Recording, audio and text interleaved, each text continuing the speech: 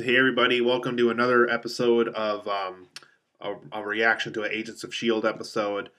So, for this week, we actually had a very special guest on the show. We had Sif from the Thor films, played by Jaimie Alexander. This is episode 15 of Agents of S.H.I.E.L.D. And so, in today's episode, you guys, like I was saying before, Jaimie Alexander did have a guest appearance in this episode. I don't know what happened to Bill Paxton. I don't know if he just appeared in last episodes or not, and that was kind of the end of his character. So hopefully he'll come back for a future episode. But there was an Asgardian lady that came into Earth at the end of the previous episode, and so in this episode was kind of exploring that some more. And what we find out is basically this woman has the ability to hypnotize men into thinking that that she's absolutely in love with them, and that by giving them this big army that they can form for her. That there's these great gifts and benefits of having her around, and they think like she's the one and only person that they can ever fall in love with, and things of that nature. So basically, like I said, she has this hypnotizing abilities with men, and she's trying to take over Earth the way Loki kind of wanted to back in the first Thor film in a way.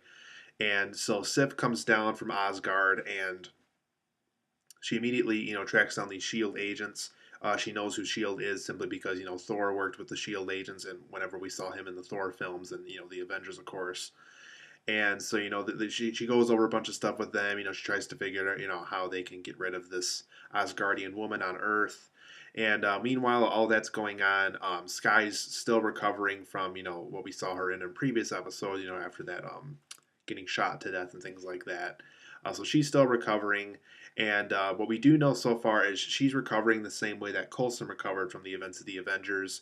And once again, that was explored a little bit more. But my guess is that in future episodes, we're going to figure out, what's basically once and for all how Coulson came back to life, is my hope anyway.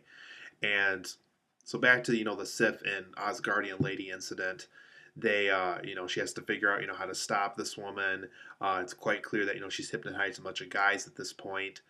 So if at all possible, basically they need female fighters like, Agent May and Simmons and things like that to take down this woman, since it's quite clear that,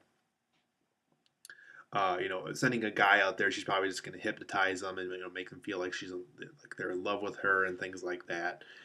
So throughout most of the episode today, like I said, they had to take down this Asgardian lady, and we got to learn a little bit more about Coulson's, recovery and Skye's recovery, just a little bit, not a lot. And another thing I wanted to bring up too is Agent Ward and Agent May. Their affair was brought back up again, and brought it back up in a unique way, dealing how this episode played out. And I guess the Shield agents are having a hard time reaching Nick Fury at this point in the series. So my guess is I don't know if that's going to tie into Captain America 2 or not. Because I know from like screenshots and stuff, it looks like he gets hurt in the movie. So I don't know. We'll have to see what happens. But I know that they have a hard time reaching him. And so I guess they really need to reach him for all this urgent stuff throughout the episode. So I absolutely loved tonight's episode, you guys. This is probably one of the better episodes we've had in a long time. Up there with the pilot episode, up there with episode 2. And back when we had that huge long break in December, and I think it was in like early January or something.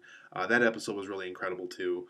And this episode is definitely up there with all those really, really good episodes we've had of the show so far. I think the appearance of Jaimie Alexander as Sif really helped with that. It really gave us the feeling that like we were watching a Thor film, or the Avengers. It really gave us this really epic feeling simply by having that character alone in this episode. For the positives and negatives of the episode, Thor, Avengers, and Deathlock get tons of references in this episode, specifically Thor.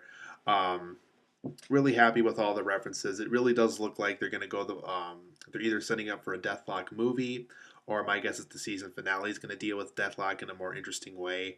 So it'll be interesting to see what they do with that character. But a lot of Thor, Avengers, and Deathlock references throughout this episode. Sif had plenty to do in the episode, even more so than previous guest stars have. I would say like her appearance in this was pretty significant. She had a lot to do in this episode. Probably one of the bigger budget episodes we've had in a long time. Definitely a lot of money went into this episode. You could definitely tell, special effect wise, action wise.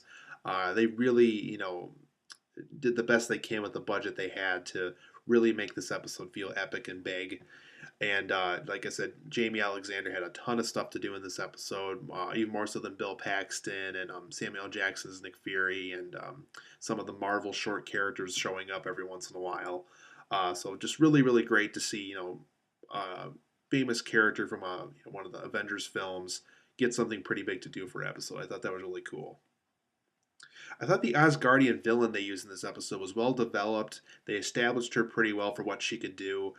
Some of her stuff was a little corny every once in a while, but I thought, for what they had to work with, establishing this believable Asgardian figure, I bought into it. I really bought into, this character. I thought it was a very good choice, very well developed character. So I'm glad they took the direction that they did with her throughout tonight's episode.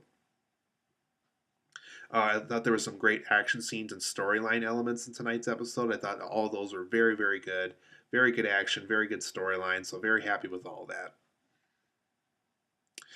It looks like from the what was advertised at the end of tonight's episode, a Marvel special talking about the fate of Agents of Shield, talking about Avengers 2 and upcoming Phase 3 films and things of that nature. Sounds like at around this time next week, instead of another Agents of Shield episode, it sounds like we're going to get that hour-long special instead. It's fine by me. Hopefully, we'll get another Agents of Shield episode the following week. Probably the first time in a long time where I'm actually happy that we got a delay.